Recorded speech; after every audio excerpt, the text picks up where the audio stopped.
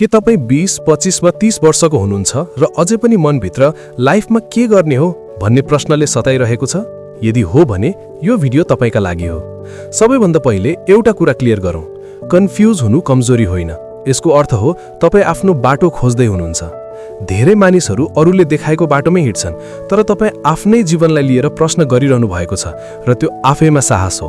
अब यो कन्फ्युजनबाट निस्कने उपाय के त भन्दा, अहिले तपाईको अगाडि जे अवसर छ, सानो भन्दा सानो किन नहोस्, त्यसलाई सुरु गरिहाल्नुहोस्। किनकि जब तपाईँ हिँड्न थाल्नुहुन्छ तब मात्र बाटो देखिन थाल्छ।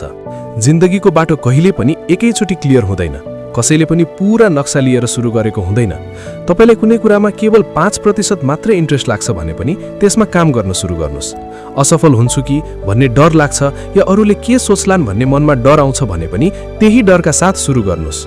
कसैको च्याप्टर 10 सँग आफ्नो च्याप्टर 1 तुलना गरेर आफैलाई सानो नठान्नुहोस्, किनकि तपाईको समय र अरूको समय फरक छ। त्यसैले अहिले ठूलो लक्ष्य खोज्न नभाग्नुहोस्। आजको लागि यति मात्र सोच्नुहोस्, आज म के सिक्न सक्छु, आज म आफूलाई अलिकति कसरी राम्रो बनाउन सक्छु। यिनै साना कदमहरूले बिस्तारै तपाईलाई क्ल्यारिटी दिन थाल्छ। सबै कुरा आजै स्पष्ट हुनुपर्छ भन्ने छैन, तर यदि तपाईँ इमान्दारिताका साथ अघि बढिरहनु भयो भने एक दिन तपाईले आफैलाई भन्नुहुनेछ, त्यो कन्फ्युजनै मेरो सुरुवात रहेछ। जिन्दगी तपाईको हो, सुरुवात पनि तपाईले नै गर्नुपर्छ। All the best.